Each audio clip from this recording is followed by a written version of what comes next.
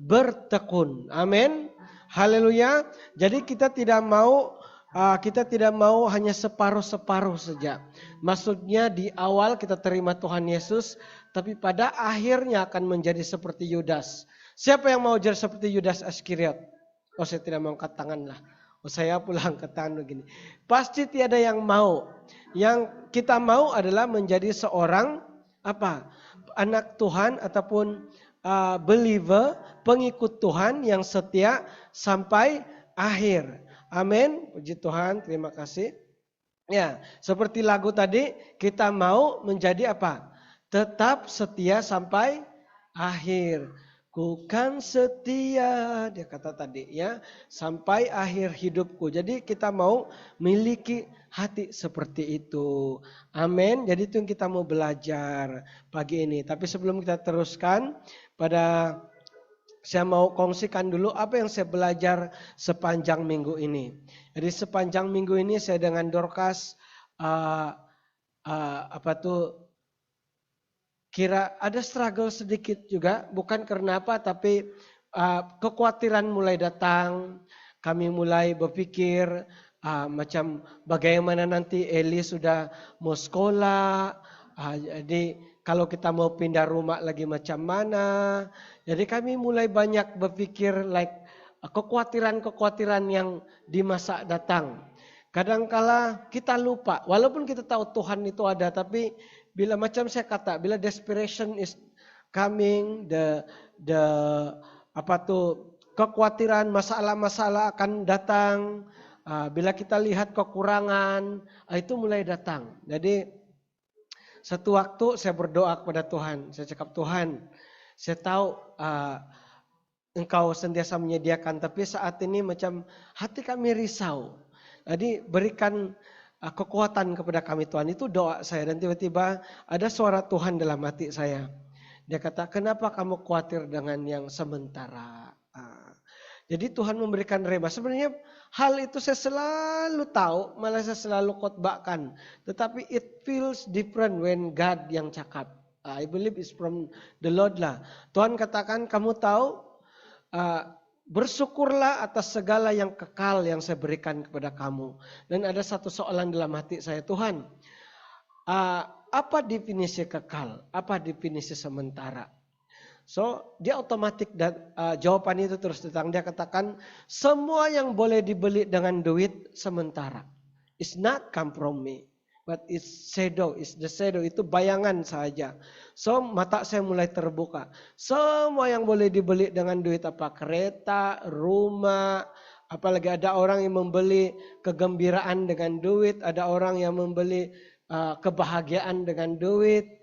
Everything that you buy from money, itu semua sementara. Sebab duit itu datang dari dunia. Kuasa mamon itu sementara. Tetapi yang kekal adalah seperti keluargamu, anak-anakmu, istrimu, rakan-rakan, keluarga Tuhan, keluarga Allah dalam gereja, jemaat-jemaat. Sesuatu yang tidak boleh dibeli dengan duit. It's come from me, Tuhan kata. Kesetiaan, apalagi persahabatan di antara sesama kamu. Sukacita dalam kekeluargaan kita itu sesuatu yang bukan dibeli oleh duit. Amin.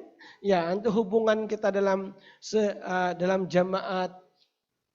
Excuse me. Ini jam. Yaitu sesuatu yang tidak boleh dibeli dengan duit. Haleluya, keluarga kita, apalagi pelayanan kita, panggilan kita. Kalau panggilan itu boleh dibeli dengan duit, it means itu sementara. Kalau kamu merasua orang supaya kamu dilantik untuk something jawatan, it will become sementara. Itu definisi yang Tuhan bagikan, sifat kekekalan. Amin. Ya, sesuatu yang kekal itu datang dari surga. Dan dari surga itu akan kuberikan kepadamu. Ya, jadi segala berkat-berkat yang seperti duit and all, jangan khawatir tentang hal itu. Itu sebenarnya yang Tuhan mau ajar kepada murid-muridnya 2000 tahun yang lalu. Saat Tuhan berkata, Jangan kamu khawatir akan makan dan minum, akan pakaian yang kamu pakai. Kamu mau tinggal di mana? Tidak perlu risau semuanya itu, kata Tuhan. Sebab burung-burung di udara pun Bapakku jaga. Apalagi kamu anak-anak yang aku kasihi, kata Tuhan. Jadi don't worry. Kalau kita mau risau pun, ya itu memang normal. But don't take it sangat sampai mengganggu hidup kita. Amin, sampai kita tertekan and all. Jadi kita fokus kepada apa yang Tuhan berikan yang kekal itu. Kita bersyukur apa yang ada. Amin, sebab yang Tuhan berikan itu is more valuable, lebih berharga dari yang tidak kekal itu. Amin. Jadi bersyukur kepada ada keluargamu, bersyukur kepada suami istrimu, bersyukur kepada keluarga ibu bapakmu, bersyukur kepada gereja. Dan Tuhan juga berkata sesuatu saat itu, nama gereja juga. Ya, selalu saya akan berdoa juga, Tuhan, biar kiranya Engkau memakai gereja ini untuk menyatakan isi hatimu. Tapi Tuhan katakan, nama gereja pun itu suatu yang tidak kekal. SCGM Sete Pucong, ya Tuhan akan pakai untuk menyatakan kemuliaan dan isi hatinya, tetapi itu tidak akan kekal. Amin. That's why Tuhan tidak mau kita fokus kepada nama gereja, but Tuhan mau apa yang kita dapat di dalam the value, the nilai yang kita terima dalam gereja itu. Seperti Sete. Now I understand kenapa Tuhan memberi nama Sete untuk gereja ini. Sete itu satu tempat persembunyian. Dan saya mulai melihat banyak anak-anak Tuhan, jemaat Tuhan yang hantar di sini, mulai Tuhan merangkul dia dalam perut Bapa. Saya cakap perut Bapa lah. Itu sangat intim dengan Tuhan. Di tempat rahasianya Tuhan, seperti Tuhan sembunyikan dari dunia. Amin. It means Tuhan mau jaga kita, mau kita memahami isi hatinya dulu sebelum Tuhan commission kita ataupun mengutus kita keluar. Amin.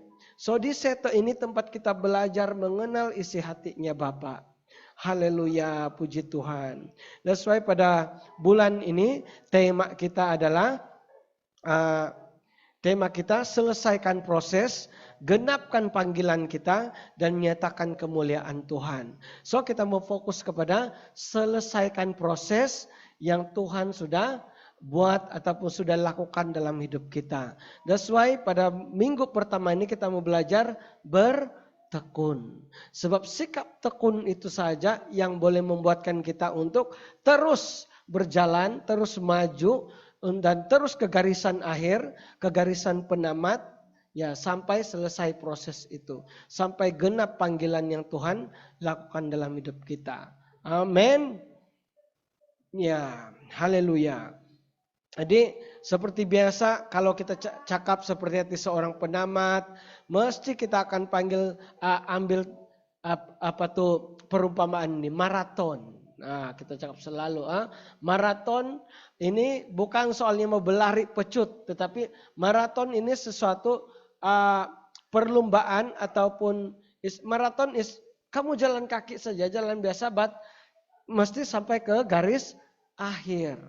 Ya, itulah maraton. Maraton is not about kamu laju ke apakah, but kamu sampai ke garisan akhir. Haleluya, dia berjalan tetapi terus maju. Tidak kira kamu penat atau tidak. Haleluya. Kamu masih ingat saya punya sharing last week. Saya pernah ikut hiking. Bukan hiking. Sebab hiking ini sekejap. Itu mendaki. Mendaki Gunung Belumut. Gunung Belumut di mana? Di Johor kah? Di Melaka? I forget. Tapi itu mengambil waktu 1 hari untuk naik dan turun. Kalau kamu mulai pagi, kamu akan sampai dalam jam 2. So jam 2 petang itu turun lagi malam. So waktu itu saya naik, itu waktunya masa di university. So saya bukan orangnya suka pendaki, saya bukan suka itu. Tapi karena activity, semua orang mau, saya pun terikut-ikut kawan. So what happened, saya naik, kan saya tidak pernah praktis. So semua orang sudah di depan. Saya pula krem kaki, kejang. So saya sebanyak rehat. Jalan satu orang. So bila sudah sampai di puncak, orang semua sudah mau turun. Walaupun sudah nampak, tinggal 50 meter. Boleh nampak puncak itu. Tapi karena semua orang sudah mau turun, saya cakap tidak perlulah. Ini kira sampai puncak lah. Alang-alang betul kan. So malas mau pergi. Jadi itu saya cakap bila saya pikir balik, rugi.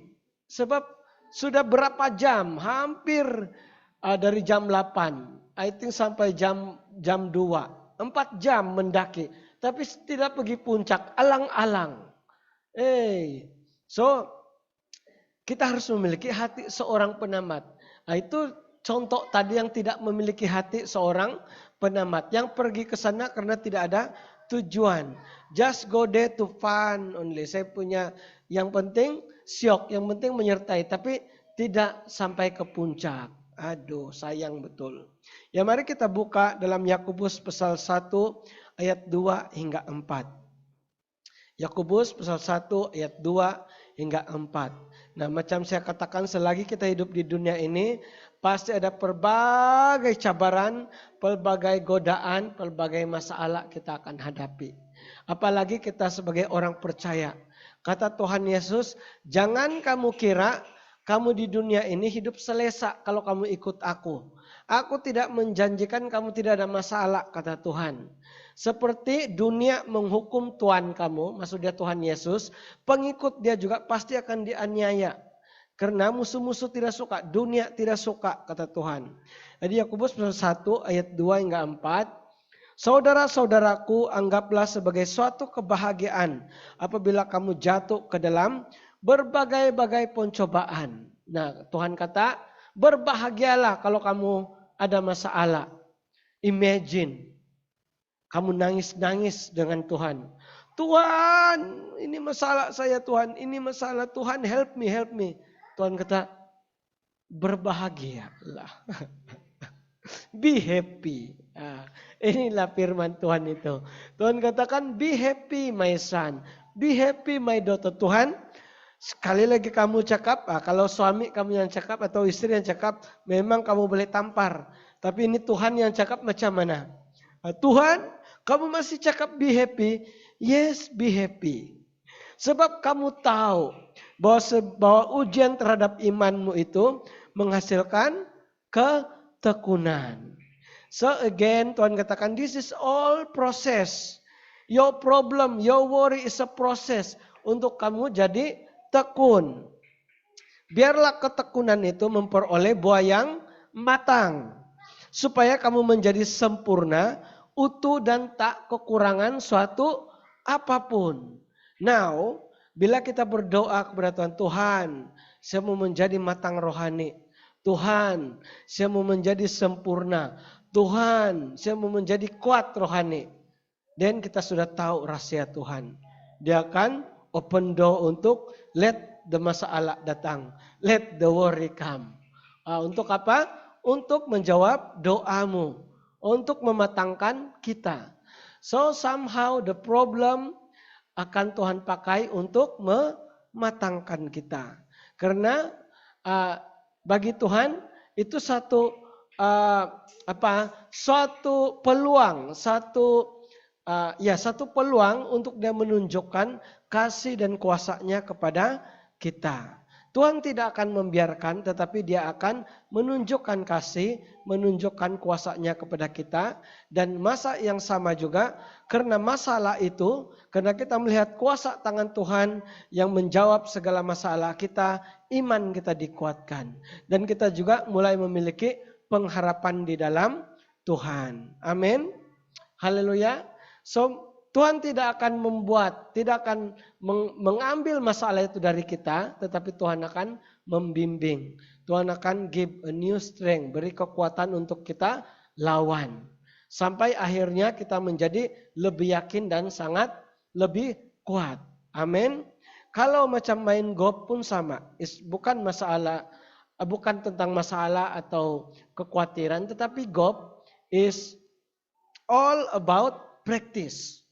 Sampai praktis itu dari dari untuk membiasakan tubuh kita from a smallest detail pergerakan.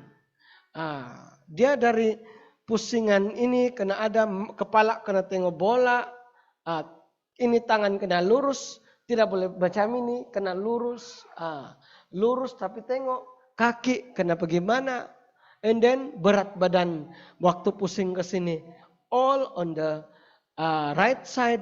Bila sudah pukul macam ini, semua pergi sini.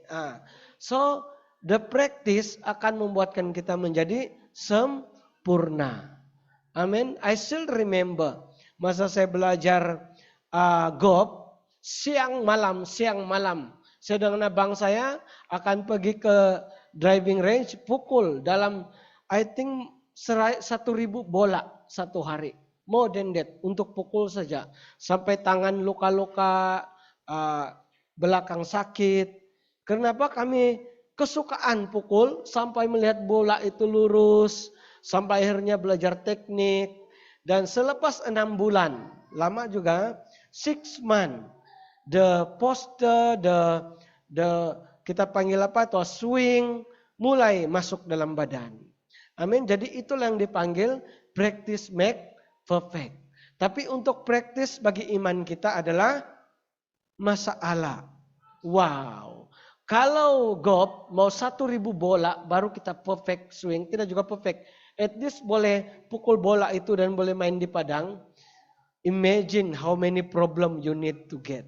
Wow, haleluya. Ini bukan menakutkan kamu, tetapi it's normal.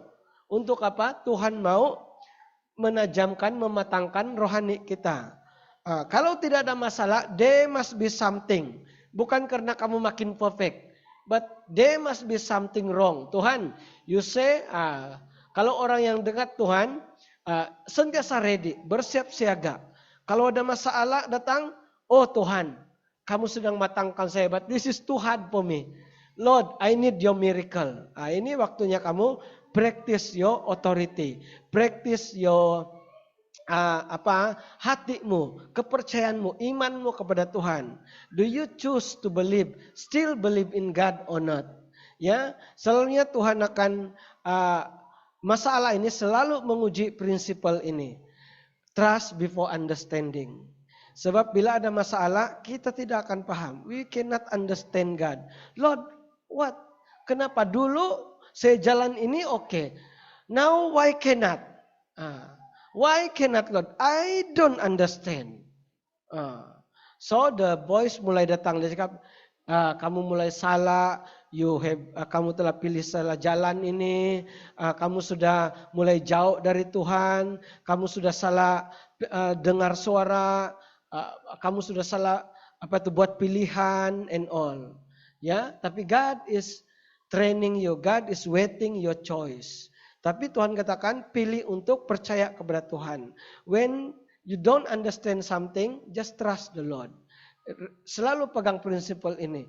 Trust before understanding. Lord, I don't understand, but I want to understand and I want to trust you. Ya, jangan cakap I don't want to understand. No, kita harus paham. Ya, but now we cannot understand. Selalunya jalan Tuhan it will clear after all sudah lalu. Bila sudah lalu semua baru kita paham. Oh, begitu pula Tuhan. Ya, saya selalu tengok memes di Facebook. Mula-mula itu Sheldon Cooper kalau kamu pernah karena dia selalu nampak dia baca skrip dia cakap why? Why? Dia cakap buka lagi why? Dia buka last. Oh, that's why. Maksud dia last page itu baru dia paham. Tapi 3 page itu dia why? Baru dia cakap oh, that's why. So jalan Tuhan juga begitu. Dulu saya tidak paham kenapa Tuhan bawa saya melalui turun sampai high and then turun lagi paling bawah, ya. God bawa saya satu jalan yang kalau pasal duit bawa saya satu tempat yang senang untuk dapat duit, and then bawa saya satu lagi yang susah untuk dapat duit, and then begitulah jalan lagi yang senang itu turun naik. So akhirnya sekarang saya paham bahwa the money is not the the focus kalau kita berjalan bersama Tuhan. Sampai satu waktu mau buka gereja ini pun kita pindah, we can say that tidak ada satupun dapat diberikan oleh church. Tuhan betul-betul train kita semua. Ya, waktu kita pindah di Settle, my thinking, my thoughts is SCGM masih ada duit. I don't know how, tapi somehow akhirnya kena kita bayar ini, kita bayar itu, sampai akhirnya di KJ semua perpuluhan kita ataupun persembahan untuk kita bayar sewa di sana, sewa dulu. Akhirnya untuk pergi ke sini nada, tarah, kosong. Sampai akhirnya pastor cakap, Pastor Daud, me and you need to pray. Saya akan cari, kamu pun cari. It mean kita pray dengan siapa kita minta the sponsor lah, kira begitulah. So we pray. Akhirnya saya hantar banyak surat untuk semua orang yang saya kenal. Dan somehow yang membalas surat saya itu 2 orang saja. 2 orang, and then ada 2 orang lagi yang ini yang betul-betul fun gereja. Yang lain itu ada memberi tapi tidak tulis tabung gereja.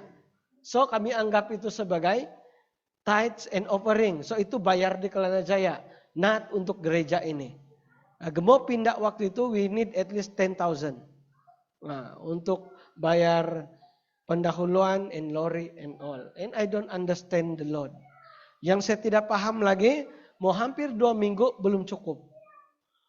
Tapi saya paham sesuatu, saya ada damai, and I know God is with us.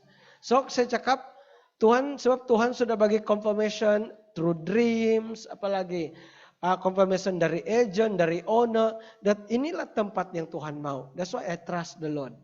So I choose to trust. Akhirnya Tuhan pilih 4 orang ini. Termasuk Pastor Julie. Pastor Julie lah paling last.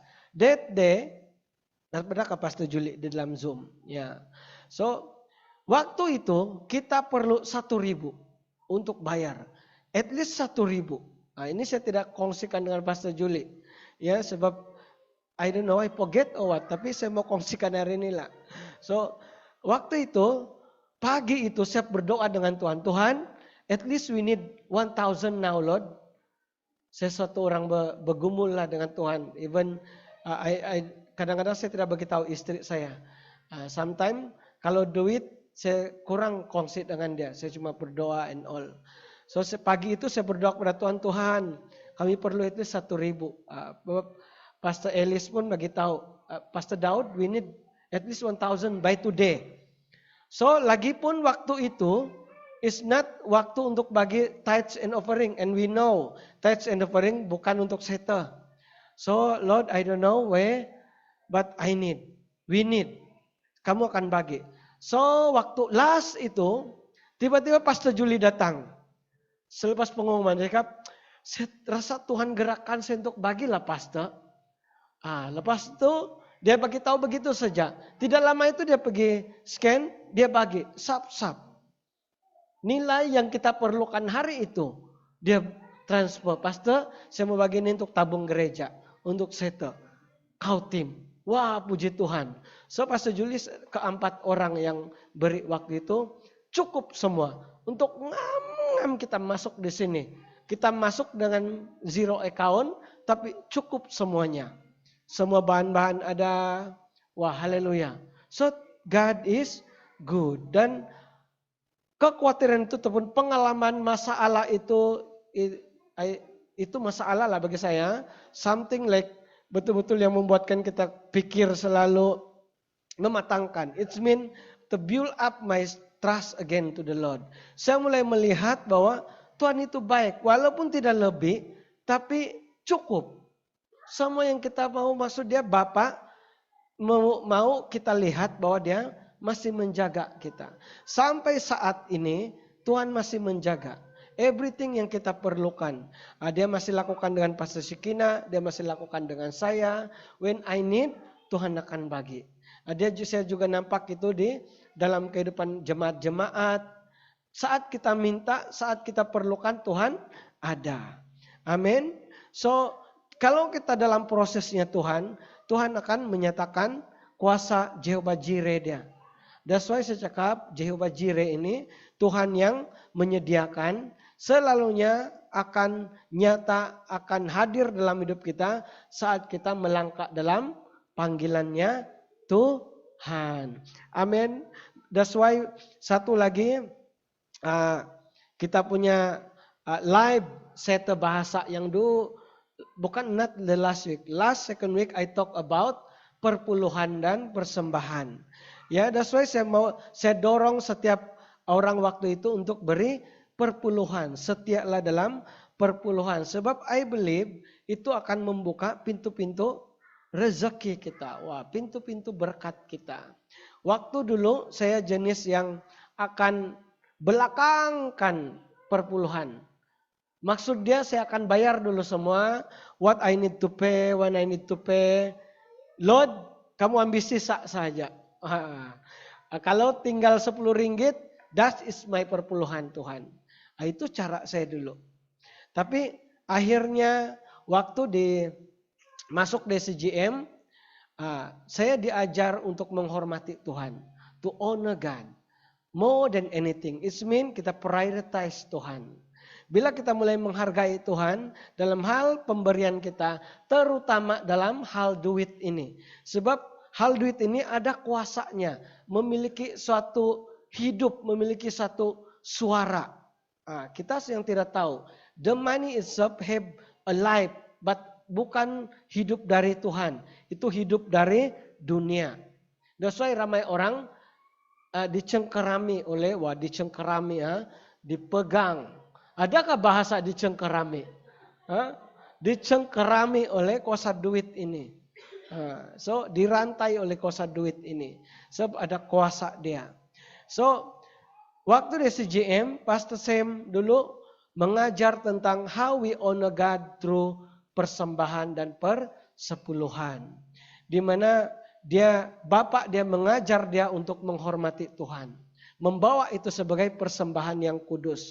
Kalau di perjanjian lama dulu, saat mereka membawa persembahan kepada Tuhan, mereka akan pastikan persembahan itu sempurna dan kudus. It means kalau domba tidak ada cacat celaknya domba itu. Kalau burung merpati tidak ada cacat celaknya merpati itu.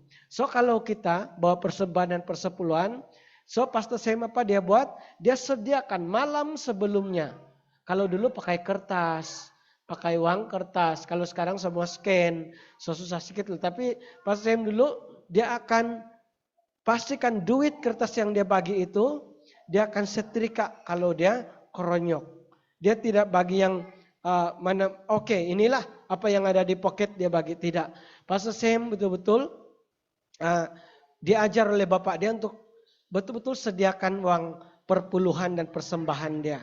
So malam itu dia sudah siapkan setrika duit itu supaya tidak nampak kronyok, dia simpan dalam envelope. So pada esok harinya dia siap untuk memberikan envelope itu. Itulah dia persiapan hatinya. Amin. So that's why saya mau dorong untuk kita prioritize Tuhan dalam perpuluhan kita. Saya juga mengajar dan SCGM punya dasar pun, walaupun secara kalau kita lihat pengajaran dalam Janjian Baru, orang cakap 10% is tidak perlu lagi, tetapi kita di SCGM masih lagi mempraktiskan itu untuk mendisiplinkan kita. There must be something yang kita tetapkan untuk ini supaya kita disiplin. 10% of your income untuk kita berikan kepada gereja, not to the pastor, to gereja, to rumah Tuhan. Sebab setter is Bapak punya. So kita bagi 10% untuk Bapak dari income kita. So cukupkah tidak cukup? Surrender to the Lord. Macam saya dulu, macam saya cakap, after saya bayar semua, yang sisa itu baru saya bagi Tuhan. That's why Tuhan pun kata, sisa lah kamu dapat. Dan iblis pun senang untuk menyerang kita. But we honor God, when we honor God through our persembahan, terutama itu akan membuatkan kita dijaga oleh Tuhan. Berkat juga tidak akan pernah kekurangan. Amin. Even every month, semua income yang saya ada, kalau saya mau bayar semua tidak cukup. Saya negatif actually. Every month saya akan negatif at least 600 to 800 on my thing yang saya bayar. Tapi karena saya mau hormat Tuhan, masuk saja I will give untuk Tuhan dulu. At least saya akan bayar Tuhan. This is my tithe, this is my perpuluhan, this is the way I honor you God. Itu cara kita mendisiplinkan diri kita. Amin. Sebab kalau kita soal perjanjian baru, how they give, itu lagi dasar. Tuhan kata, jual semua, bagi saya semua. Kalau Tuhan minta itu dengan kamu, 10% pun tidak dapat kita taat. Apalagi yang Tuhan mau minta semua. Oke? That's why kita tetapkan 10% itu, kita mau ikut untuk disiplinkan diri. It's to discipline ourselves. Okay? So setia dalam 10%. So when ada waktunya pasti kalau orang yang dekat dengan Tuhan pasti Tuhan akan cabar. Ada waktunya Tuhan akan tuntut. Kadang-kadang lebih dari 10% dia kata and this month no, give more. Wah, ada waktunya Tuhan akan cakap itu dengan kita. Kalau kita tidak disiplin dari 10%, how we obey that? Lagi dasar, ya. Dan Tuhan banyak kali cabar saya tentang duit ini. Another thing dia cabar is pastor. Pastor saya di gereja pastor lama di Keke di Kota Kinabalu. So satu waktu itu hari Ahad khotbah. Sedang khotbah, saya tidak tahu apa khotbah mereka waktu itu, tapi tiba-tiba datang muka pastor itu di pikiran saya, and then ada suara, kirim dia 1.000. Cakap, Lord, mana ada duit sekarang, saya sudah defisit, saya sudah kira, sudah keperluan untuk kawin, keperluan untuk ini, I deficit more, saya perlu banyak ini Tuhan. Bagi 1.000, saya cakap, macam mana, ini saya hold down. Ini saya bukan bagi terus. No, ini I hold until 3 minggu. Tapi kita tahu itu dari Tuhan bila itu datang dan macam kamu tidak boleh bernafas. Setiap kali Sunday itu datang lagi. So the third Sunday akhirnya khotbah pastor di depan itu dia kata delay obedience is disobedient. Maksudnya ketaatan yang ditunda itu sama seperti kamu tidak taat. So akhirnya saya berserah cakap Tuhan, saya kirim. Pastor, saya message pastor itu, saya minta account bank dia dan saya beri. So itu cara Tuhan untuk cabar kita. Sometimes untuk mengajar kita untuk percaya dia duit. So I believe dari situ Tuhan sedang mengajar saya untuk trust dia on money. That's why after saya berkawin, after saya masuk dalam pelayanan sepenuh waktu, betul-betul kosong. Jadi Tuhan mau saya percaya kepada dia dan somehow the blessing is there. Dari sana sini Tuhan hantar dan melengkapi. Dan salah satu yang saya benci dulu kenapa saya tidak mau jadi pastor, I don't want a pastor yang suka kena belanja, yang kena bagi duit. It's touch my pride. Saya tidak suka, saya ada malunya, biasa lambu tebal muka kan. Cakap Tuhan, anak Tuhan, kenapa mau begini, kenapa macam mau minta-minta. Saya tidak suka.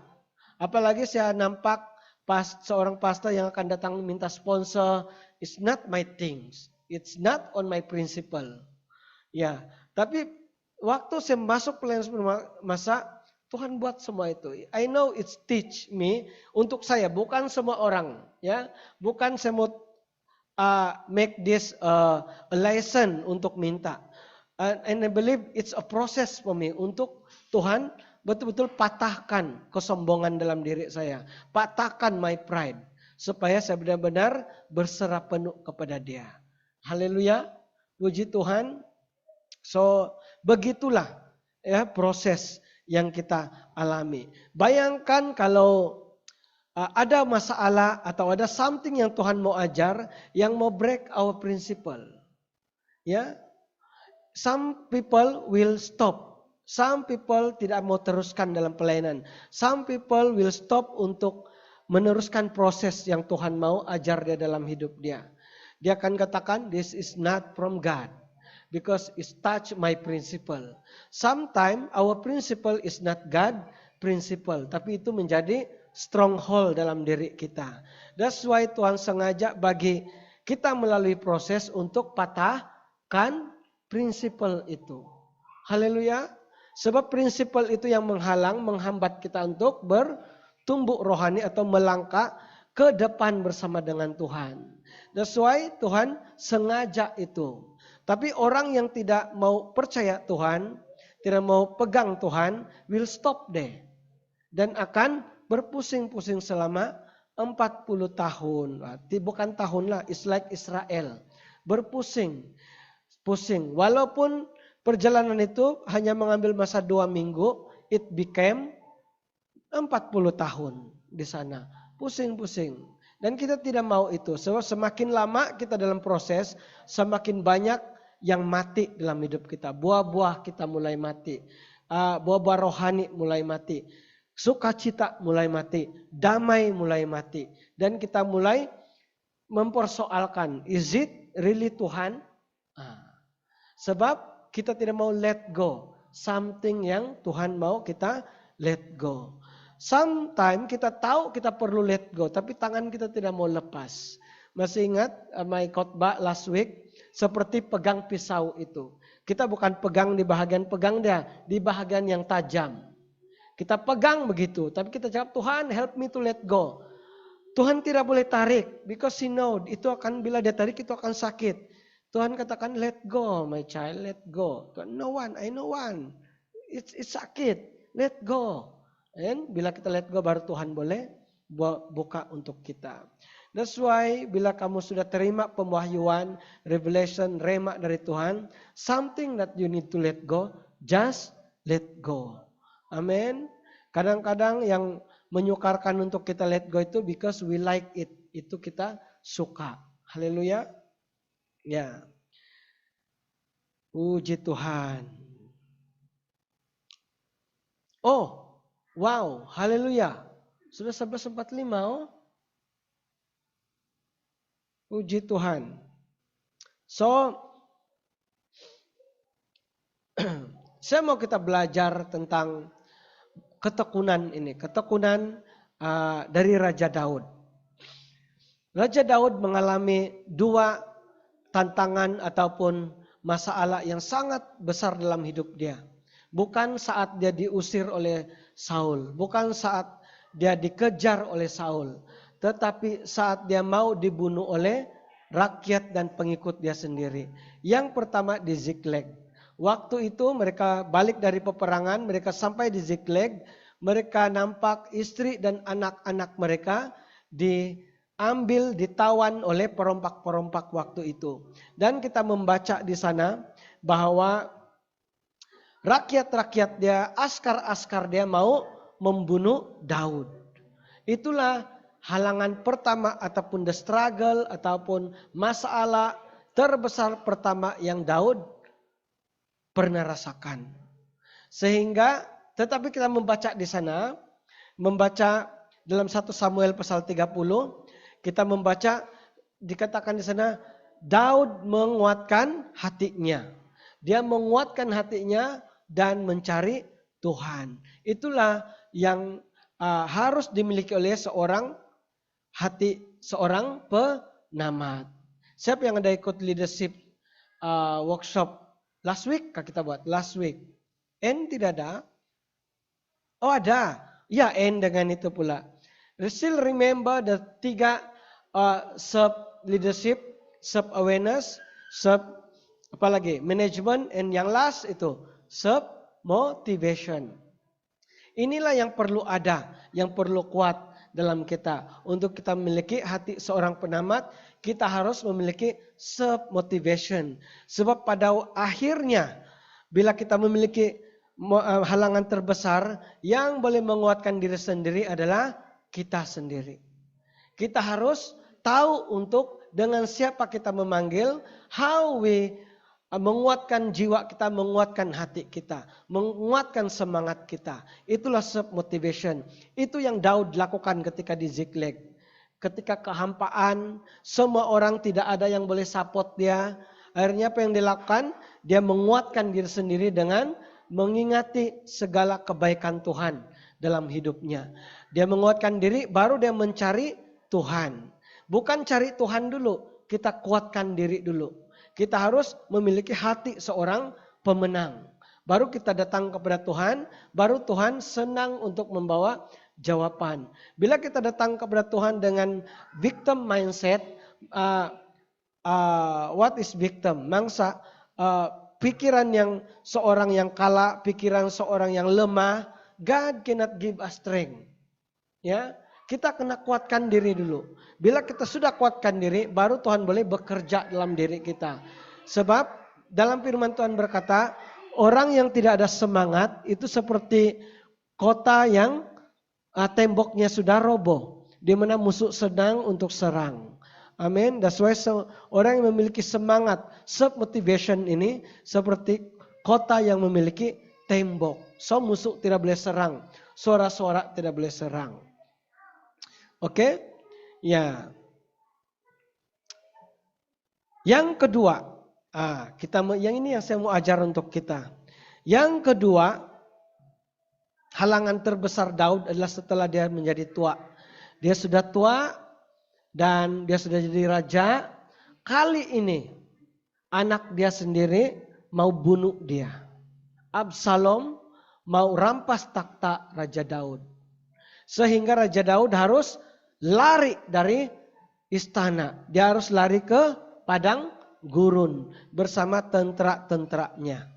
Kali ini anak dia memiliki tentara yang lebih besar. Anak dia memiliki pembesar-pembesar yang banyak sokong dia. Dan anak dia si Absalom yang mau membunuh Raja Daud. Bayangkan, ini seperti kalau kita, keluarga menolak kita, keluarga membuang kita. Tidak ada lagi yang mau dengan kita. Mungkin ibu bapak pun tidak mau kamu. Adik-adik tidak mau. Abang-abang kakak-kakak menolak kamu. Dan tinggal kamu seorang. So ini yang dialami oleh Raja Daud ketika ini. Anak dia mau membunuh dia. Absalom mau membunuh dia. Jadi mari kita lihat bagaimana Daud menguatkan diri dia. Bagaimana dia bertekun. Kita mau baca dalam Mazmur Mazmur pasal 63. Mari kita buka. Asisten boleh tolong pancarkan. Mazmur pasal 63. Psalm chapter 63. Ya, Psalm verse 63. Jadi ramai orang percaya sebenarnya Mazmur ini ketika dia sedang dikejar oleh Saul. Tetapi saya bersetuju dengan sebahagian Bible scholar di mana mereka katakan ini adalah psalm yang Mazmur ataupun lagu yang Daud tulis ketika dia di padang gurun, dia melarikan diri dari Absalom. Di mana kalau kita baca di ayat last itu, ayat 13. Coba up dulu, ayat 12.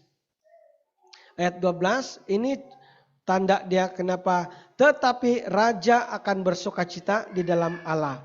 Tetapi raja akan bersukacita di dalam Allah. Ini menunjukkan ketika Daud menulis psalm ini, dia sudah seorang raja. Ketika Saul dia belum jadi raja lagi. But this psalm dia sudah menjadi raja. Oke. Jadi mari kita dari ayat 1 lagi kembali. Mari kita lihat bagaimana Daud menguatkan hati dia ketika dia mengalami masalah ataupun tantangan yang besar ini. Ayat 1 dan 2. Ya Allah, Engkaulah Allahku, aku mencari Engkau. Jiwaku haus kepadamu, tubuhku rindu kepadamu, seperti tanah yang kering dan tandus, tiada berair. Amin. Jadi ayat ini adalah poin yang pertama saat kita mengalami, saat kita jatuh, saat kita lemah. Yaitu kita harus mengejar Tuhan dalam kesakitan. Even though we are in a problem, even though we are in a pain. Dalam kesakitan kita harus mengejar Tuhan. Seperti Raja Daud. So the first thing yang kita lakukan, jangan lari dari Tuhan. We must mencari Tuhan. Mengejar Tuhan. Kita harus cari Tuhan sampai dapat. Seperti ini. Ya Allah, Engkaulah Allahku, aku mencari Engkau, kata Daud di sana. Dia tidak lari dari Tuhan. Dia tidak tempatkan masalah itu lebih besar dari dia sehingga dia tidak boleh mencari Tuhan. Ramai orang bila dia ada masalah, dia tidak mau cari Tuhan sudah. Let me die, let me die. I want to die. Itu saja mulut dia. I want to die, let me die Lord. I don't want you no more. Tidak, tapi hati seorang penamat ini, ataupun hati seorang pemenang, dia akan cari Tuhan. Lord, I need you. Lord, I want you. Itulah yang kita mau belajar. Ya. Next. Ayat ayat yang kedua juga. Yang kedua, tadi kita mengejar. Yang poin yang kedua, kita harus belajar untuk berjalan bersama Tuhan dalam kesakitan kita. We need to let God to hold us. We need to let God untuk menjadi gembala yang baik. Tuhan katakan dalam firman-Nya, Tuhan itu gembala yang baik. Dia tinggalkan 99 ekor, mencari yang seorang. Yang seorang itu di mana? Tersepit di belukar. Tersepit di mana? Kadang-kadang bukan belukar sekarang. Tersepit di bilik tidur dia. Oh, dengan dia punya selimut. I don't want. Kadang-kadang tersepit di kereta. Maksud dia tersepit ini tertekan masalah. Ya, kamu kena berseru dengan Tuhan. Berseru, Tuhan, I need you. Dan poin yang kedua ini, let God untuk angkat kamu, let God untuk letak kamu dalam bahu dia. Amin. Ya, so poin yang pertama tadi mengejar Tuhan dalam kesakitan. Poin yang kedua berjalan bersama Tuhan dalam kesakitan. Amin. Kadangkala kesakitan ini, masalah ini selalu mendorong kita akan katakan I'm alone, I'm lonely. Sampai buat pasang lagu apa kalau kamu lonely, rasa lonely? Apa lagu kamu?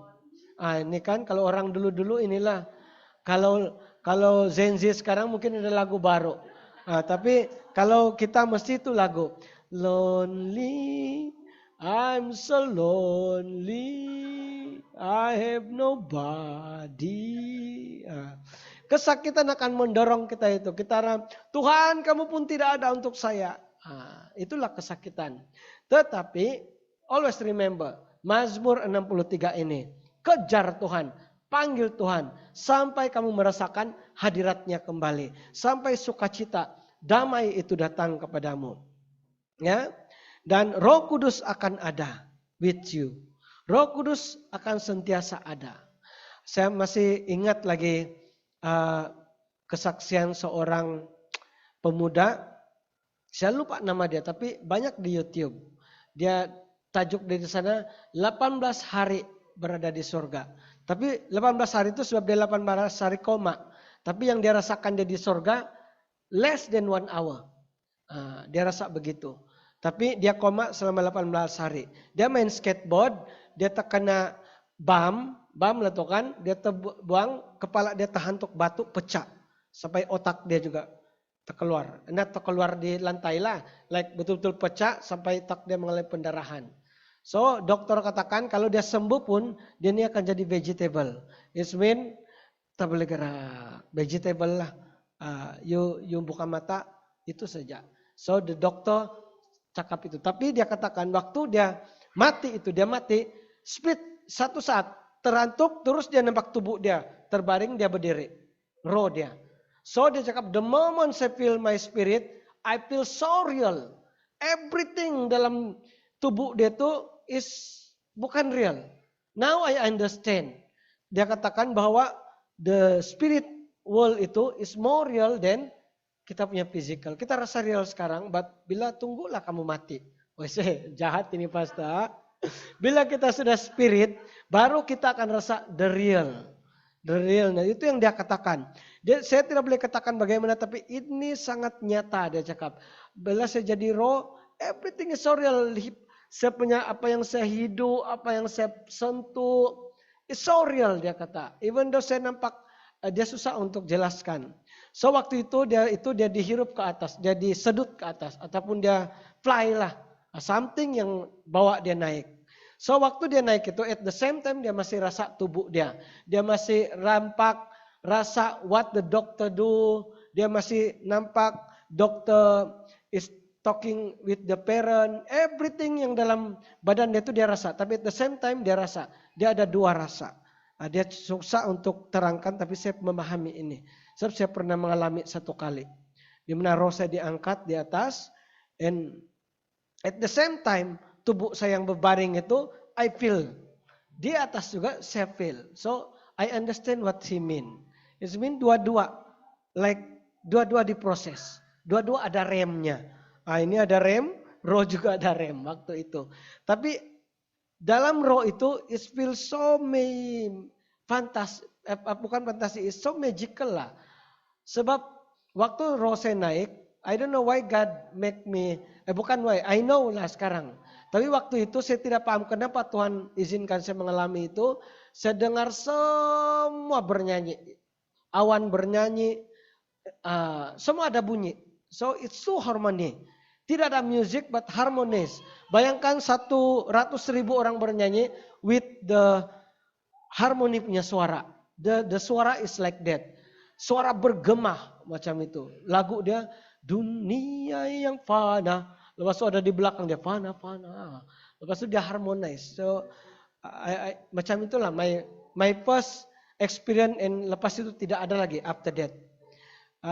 Tetapi itu membuka kepada saya untuk mencari, membaca kesaksian-kesaksian orang yang roh seperti ini. Dulu saya tidak percaya. I'm from SIB and I'm more on the book and theology and fakta. For me, kesaksian seperti itu is nonsense. Tidak ada. Itu dibuat-buat. Itu true emosi saja. Tapi bila Tuhan membuat saya begitu, saya mulai ada question mark. Why? It feels so real. Jadi it's mean apa yang orang tulis pasti betul. So itu membuka saya kepada jalan profetik. Ya. Amin. So mana sudah kita? Ya, dia di sana. So waktu dia nampak dan dia berbual dengan Tuhan Yesus, saya ingat Tuhan Yesus katakan satu kepada dia, I am always with you. Di mana ada Roh Kudusku, di situ ada saya. Tuhan katakan. Dan Roh Kudus ada saat kamu terima Tuhan Yesus dan kamu minta Roh Kudus, He will come. She will never say no to orang yang minta. Itu yang Tuhan janji. Because saya sudah janji kata Tuhan. Dan saya juga tidak boleh tarik apa yang saya sudah janji. If you ask, I will do kata Tuhan. So, kamu rasakah, tidak rasakah? I am there with you. So dia nampak satu kali di mana waktu itu dia sedih, dia nampak dia sendirian dan dia tahu waktu itu dia rasa betul-betul sunyi and dia tidak tahu, dia tidak rasa Tuhan. But dia nampak Tuhan ada di sana, duduk dengan dia. Lepas itu dia cakap, I am with you. But kamu tidak akan dapat rasa sebab we are in flesh, kita masih dalam tubuh yang fana ini. Ya, jadi that's why bila kita tidak rasa Tuhan, actually Tuhan ada sana. So don't judge God with your feeling, don't judge God with your emotion. Oke? Jadi yang kedua tadi berjalan bersama Tuhan dalam kesakitan. Yang ketiga, this is important. Bagaimana untuk menguatkan diri kita? Ayat 3 hingga 6. Mari kita. Ayat 3. Demikianlah aku memandang kepadamu di tempat kudus sambil melihat kekuatanmu dan kemuliaanmu. Sebab kasih setiamu lebih baik daripada hidup. Bibirku akan memegahkan engkau. Demikianlah aku memuji engkau seumur hidupku dan menaikkan tanganku demi namamu. Seperti dengan lemak dan sumsum jiwaku dikenyangkan. Dan tangan bibir yang bersorak-sorai, mulutku memuji-muji. Nah yang ketiga ini, memuji Tuhan dalam struggle-mu. Memuji Tuhan dalam kesakitanmu. Bila kamu rasa kamu tidak tahu apalagi mau doakan, praise the Lord. Saya selalu begini, when I don't know what to pray, I don't know what to say, saya akan memuji Tuhan. Praise the Lord. Selepas kita sudah mengejar, mencari Tuhan, third step is to memuji Tuhan. Puji saja walaupun kita kesakitan, puji saja di saat badai bergelora. Lagu seperti itu. Lagi apa lagi? Kalau dulu every time saya ada struggle, lagu yang selalu saya akan pusing-pusing is I entered, itu lagu saya dulu. The Holy of Holies. Somehow itu lagu memberi saya kekuatan baru. Tapi sekarang banyak lagu sudah yang menguatkan saya. Lagu-lagu seperti apa itu? Standing. Standing before the throne. There's no word to say but holy. Lagu-lagu seperti itu menguatkan jiwa saya. Ya, jadi poin yang ketiga adalah memuji Tuhan dalam kesakitanmu, memuji Tuhan dalam struggle-mu. Haleluya. That's why dalam ayat 3 dan 6 itu kita belajar, Daud sekali lagi memuji Tuhan dan apa itu dikatakan memuji dan bersorak-sorai kepada Tuhan. Selepas itu yang ke-7 dan 9, mari kita terus baca ayat 7. Apabila aku ingat kepadamu di tempat tidurku, merenungkan engkau sepanjang kawal malam. Sungguh engkau telah menjadi pertolonganku dan dalam naungan sayapmu aku bersorak-sorai. Jiwaku melekat kepadamu, tangan kananmu menopang aku. Jadi ayat 7 dan 9 itu barulah menyatakan kebaikan Tuhan dalam kesakitan. Selepas kita memuji Tuhan, kita menyatakan, mengingat kembali kebaikan-kebaikan Tuhan dalam hidup kita. Apa yang Tuhan sudah lakukan. Di mana dulu masalah kita begini, tapi Tuhan sudah membuka jalan. Kita ingat kembali tangan Tuhan yang bekerja dalam hidup kita. Dan itu yang menguatkan jiwa kita. Haleluya. Next, kita akan cepat saja. Barulah, kita baca ayat 10. Barulah, tetapi orang-orang yang berikhtiar mencabut nyawaku. Apa yang dia sekarang buat di ayat 10? Barulah dia beritahu the problem, the struggle. Selepas semua 4 itu kita sudah mencari Tuhan, kita sudah berjalan bersama Tuhan, kita sudah memuji Tuhan, kita sudah mengingati kebaikannya. Barulah kita beritahu our problem to the Lord. Now we tell God our struggle. Oke, ini cara Daud. Baru dia membawa permohonan kepada Tuhan. Oke, ayat 10. Akan masuk ke bagian-bagian bumi yang paling bawah. Ayat 11. Oke, sampai 12. Mereka akan diserahkan kepada kuasa pedang, mereka akan menjadi makanan anjing hutan. Tetapi raja akan bersukacita di dalam Allah. Setiap orang yang bersumpah demi dia akan bermegah. Karena mulut orang-orang yang mengatakan dusta akan disumbat. So, selepas semuanya itu, last sekali is your struggle. Tell the Lord what you want. Now Lord, this is my problem. Help me.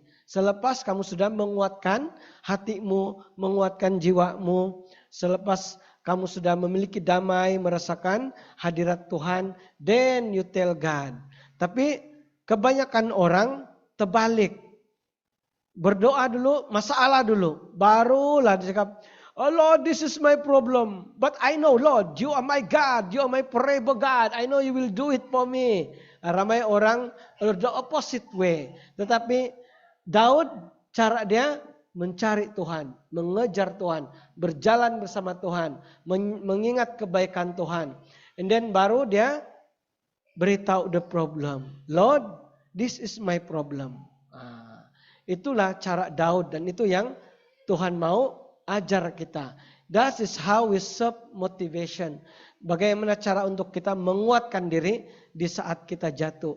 Sedalam mana, separah mana, sebesar manapun masalahmu, ingat Tuhan itu ada. Tangan Tuhan tidak kurang panjang untuk menolong kita. But kita harus menguatkan diri dulu. We need to know untuk self-motivate ourselves. Kita harus datang dengan minda dan hati seorang pemenang kepada Tuhan. Barulah Tuhan akan menolong kita.